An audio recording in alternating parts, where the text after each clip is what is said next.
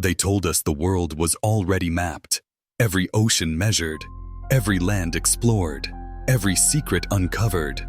That was a lie, because right now, beneath your feet, behind locked doors, and far beyond what you've ever been shown, there is a world so hidden that even governments refuse to say its name.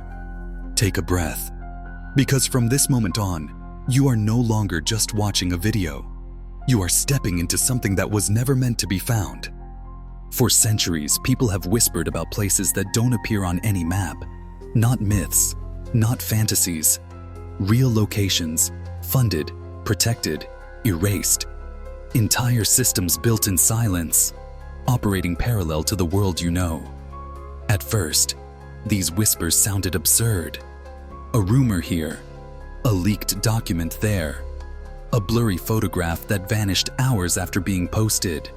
But then patterns began to emerge, and patterns don't lie. Imagine a city that never sees sunlight, miles beneath the surface, where artificial skies glow softly and air is recycled through machines older than the internet. A place where people live, work, age, and die without ever being officially born. No birth certificates, no passports, no digital footprint. If you lived there, you would not exist. During the Cold War, governments poured unimaginable money into underground infrastructure. Publicly, they said it was for emergency shelters. Privately, blueprints revealed something else entirely. Self-sustaining environments, agricultural chambers, medical bays, residential zones, not designed for weeks of survival, but for generations. And when the Cold War ended, these projects didn't stop. They simply went quiet. Now pause here. Ask yourself something uncomfortable. Why would a shelter need schools? Why would it need theaters? Why would it need systems designed not just to preserve life, but to shape culture?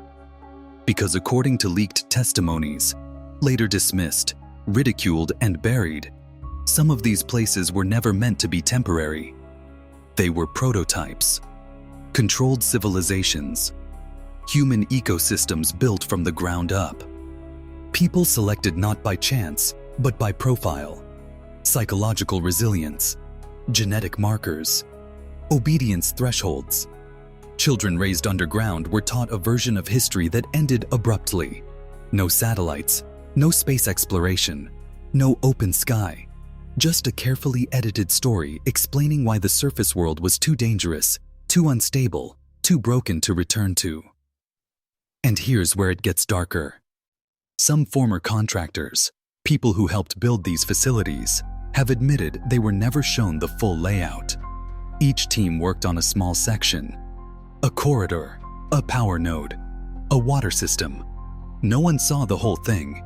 When they asked questions, they were reassigned, or silenced with money, or simply disappeared from records altogether. But underground is only one layer of this secret world, because secrecy doesn't always hide below. Sometimes it floats. Far beyond commercial shipping lanes where the ocean looks endless and empty, there are areas sailors avoid, not because of storms, but because of silence.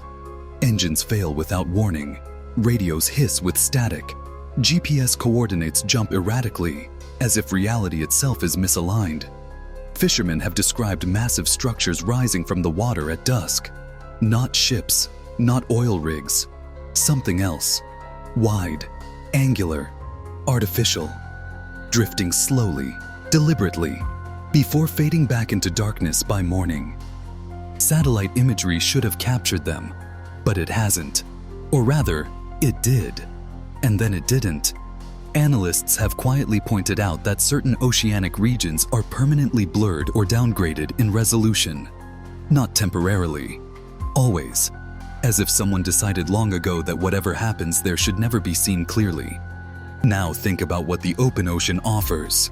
No borders, no laws, no witnesses. A perfect place to test technologies that would cause outrage on land.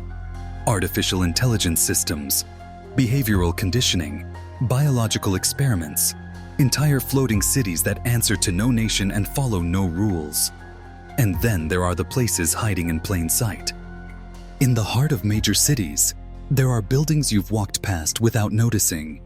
No signage, no businesses listed, windows that never light up, floors that don't appear in public records, security cameras that point inward, never out.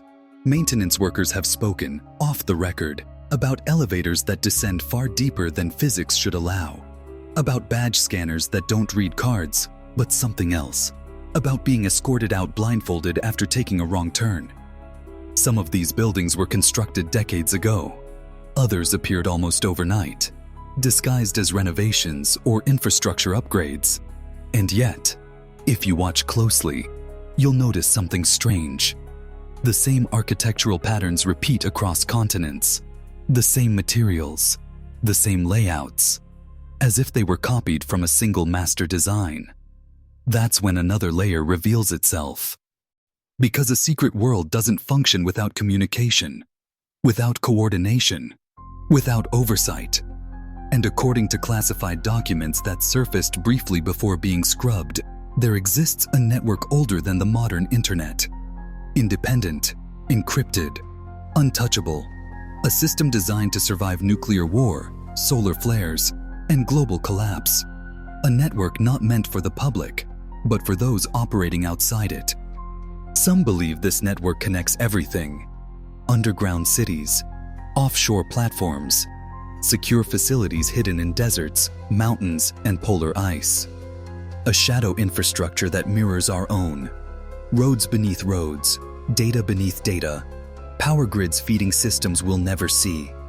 And sometimes, people cross the line between worlds.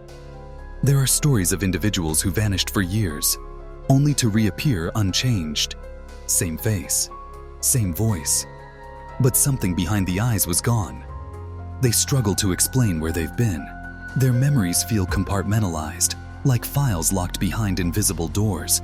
Doctors can't diagnose them, therapists can't reach them, and when pressed too hard, they panic, not with fear, but with conditioning. Almost all of them describe the same recurring dream: a ceiling. They dream of standing in a vast open space, instinctively waiting for something to close above them, waiting for artificial lights to hum on, waiting for instructions. The sky makes them uneasy. Freedom feels wrong.